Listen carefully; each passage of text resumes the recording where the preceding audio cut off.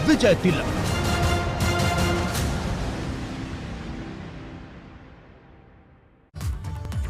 नमस्कार, आप देख रहे हैं एबीपी गंगा। मैं हूं स्नेहलता। प्रयागराज से इस वक्त की बड़ी खबर मिल रही है, जहां यूपी भाजपा चुनाव प्रभारी धर्मेंद्र प्रधान से संजय निषाद की मुलाकात होनी है। आपको बताएं, प्रयागराज एयरपोर्ट पर दोनों नेताओं की मुलाकात हो रही है। समझा ये जा रहा है कि चुनावी समझौते को लेकर यहां इनके बीच में चर्चा हो सकती है।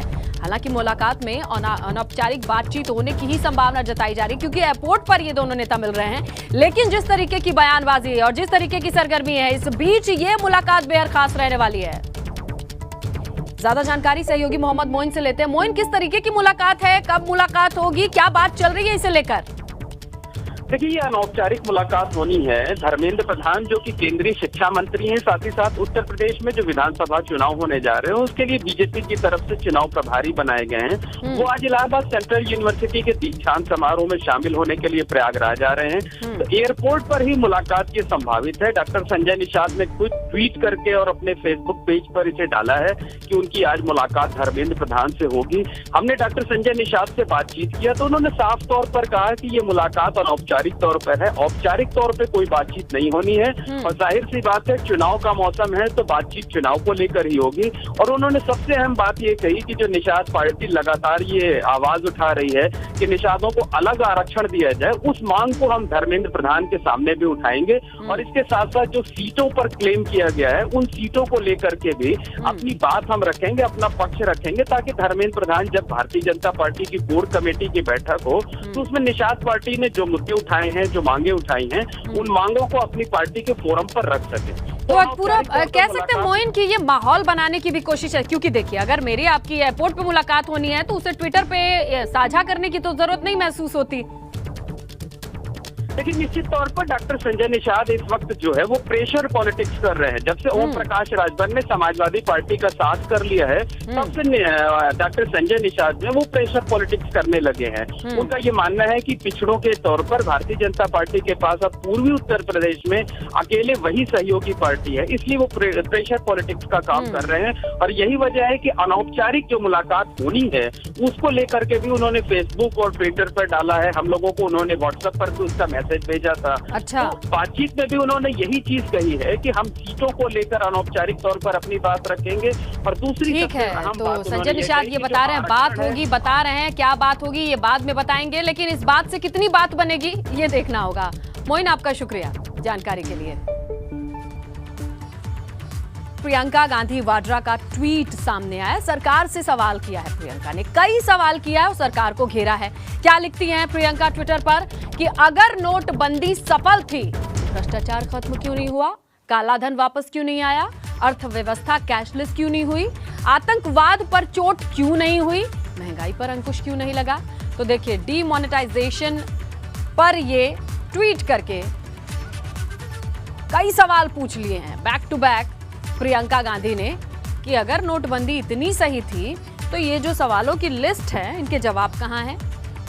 कई सवाल एक साथ पूछ लिए प्रियंका ने।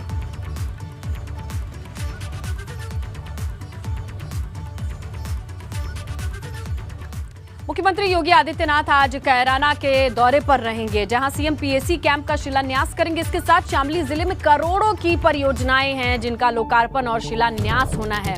आप जान लीजिए कि एक सभा को संबोधित करेंगे अब सीएम योगी। इसलिए भी इस दौरे को बेहद अहम तरीके से देखा जा रहा है, क्योंकि पलायन का मुद्दा है, वहां इस बारे में सीएम पहले से बोलते चले आए हैं। आज फिर से वहीं होंगे। वहीं मुख्यमंत्री के दौरे को लेकर कैबिनेट मंत्री सुरेश राणा लगातार तैयारियों का जायजा ले रहे हैं। यहां वो सीधे जाकर पूछ रहे हैं सारी व्यवस्थाएं ठीक है कि नहीं। सीएम के आने के बाद जो उनका अगला कार्यक्रम रहेगा वो रहेगा रामपुर का आजम खान का गढ़। यहां भी जनसभा को संबोधित करेंगे। 64 करोड़ की परियोजनाओं का लोकार्पण और शिलान्यास होना है। इस दौरान सीएम 20 योजनाओं के लाभार्थियों को सर्टिफिकेट भी देंगे, जिसमें मोबाइल है, पोषण पोटली है, आयुष्मान कार्ड है।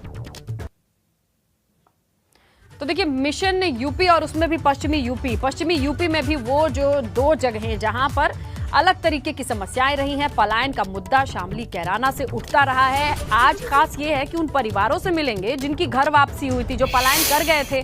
अब उनको फिर से वापस बसाया गया है उन्हीं के घर में, उन्हीं के इलाके में। तो अब उनकी हालत कैसी है, क्या महसूस करते हैं, ये खुद जानने के लिए सीएम उनके बीच में मौजूद रहेंगे।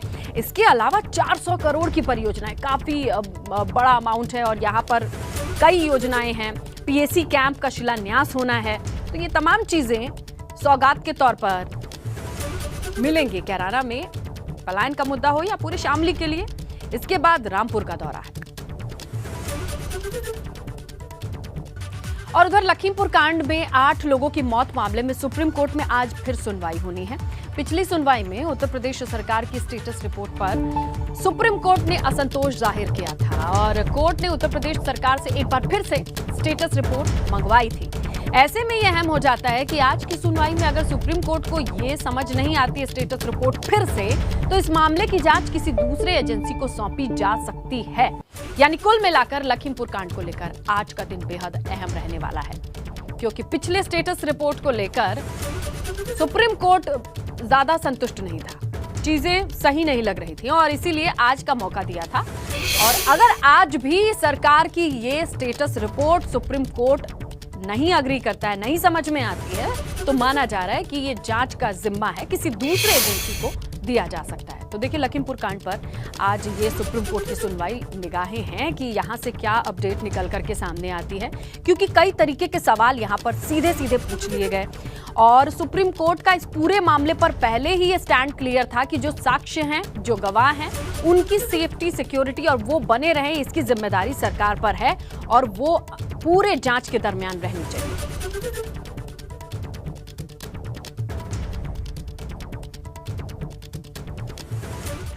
अब बात मुख्तार अंसारी की। मुख्तार जो बांदा जेल में बंद है, आज बांदा जेल में बंद मुख्तार अंसारी से ईडी की पूछताछ जारी रहेगी। देखिए रविवार दोपहर को ईडी की टीम ने मुख्तार से पूछताछ शुरू की थी। अपनी पूछताछ में अवैध तरीके से अर्जित की गई अकूत संपत्ति का पता लगाने की कोशिश कर रही है ईडी। ये भी जान लीजिए कि रविवार को ईडी की 4 सदस्यीय टीम ने मुख्तार अंसारी से 5 घंटे पूछताछ की थी और ये पूछताछ आज भी होगी। यानी ईडी का शिकंजा कसते जा रहा है जेल में बंद मुख्तार अंसारी पर।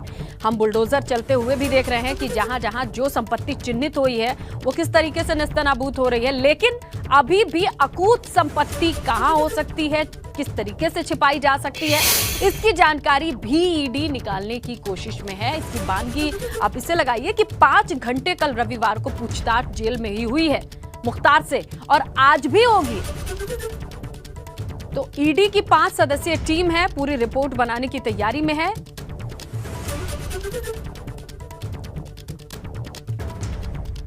देहरादून से बड़ी खबर मिल रही है, जो होनहार छात्र हैं उनको सरकार सम्मानित करेगी। उत्तराखंड बोर्ड के 16 टॉपर्स को सम्मानित किया जाएगा। राज्य स्थापना दिवस के मौके पर उन्हें ये सम्मान दिया जाएगा। शैक्षणिक गुणवत्ता में बेहतर योगदान के लिए 3 हाई स्कूल, 3 इंटर कॉलेज के स्टूडेंट होंगे जिनको मुख्यमंत्री ट्रॉफी दी जाएगी।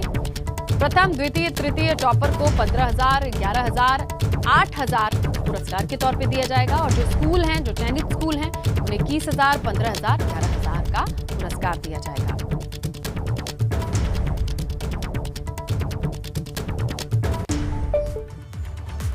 अब खबर सिद्धार्थनगर से है, जहां 2 पक्षों में जमीनी विवाद को लेकर मारपीट हो गई।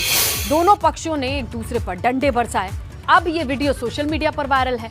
मारपीट में 3 लोग गंभीर रूप से घायल हुए हैं, अस्पताल में भर्ती हैं। लोटनी कोतवाली क्षेत्र के मैनहिया गांव का ये पूरा मामला बताया जा रहा है।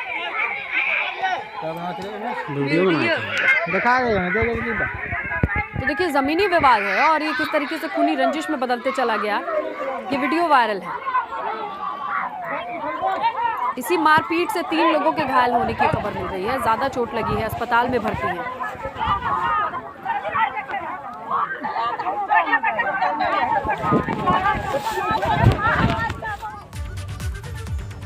और उधर प्रतापनगर के देवली गांव में दीपावली के दिन लाइसेंसी बंदूक से फायरिंग करना एक युवक को भारी पड़ गया। फायरिंग का वीडियो सोशल मीडिया पर वायरल हो गया, जिसकी जांच में पता चला कि फायरिंग करने वाले युवक का नाम अर्जुन प्रजापति है। युवक के खिलाफ मुकदमा दर्ज कर लिया गया है, अब इसकी तलाश की जा रही है।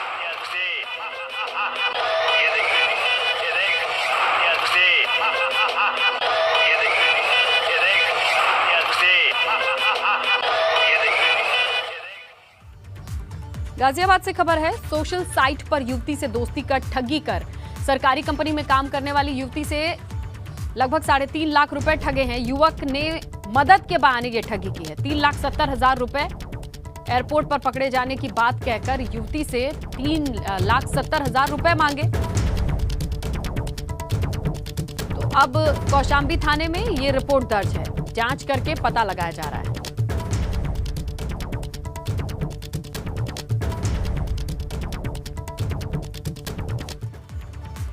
मथुरा में यमुना एक्सप्रेसवे पर आगरा से नोएडा की तरफ बस की बात करते हैं, जो धान से भरे ट्रक से इसकी टक्कर होती है।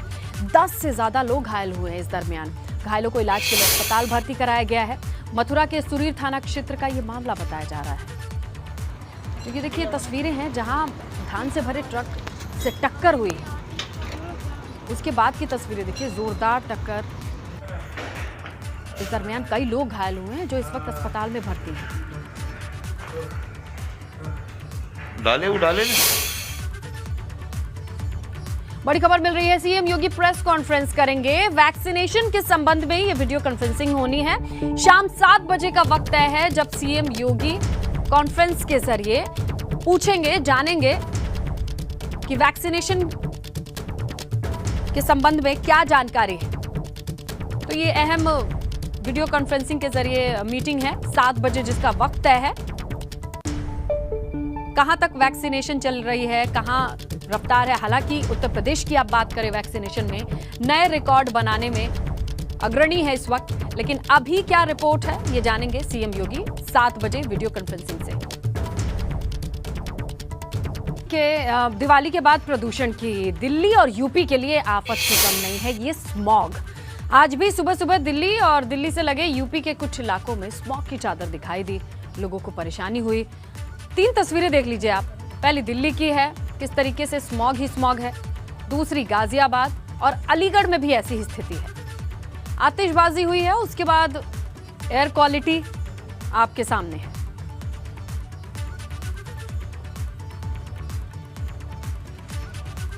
तो हम यही बात कर रहे हैं कि दिवाली के बाद किस तरीके से यूपी की हवा भी जहरीली हो गई है। पराली जलाने वाले किसानों को इसका जिम्मेदार बताया जा रहा है।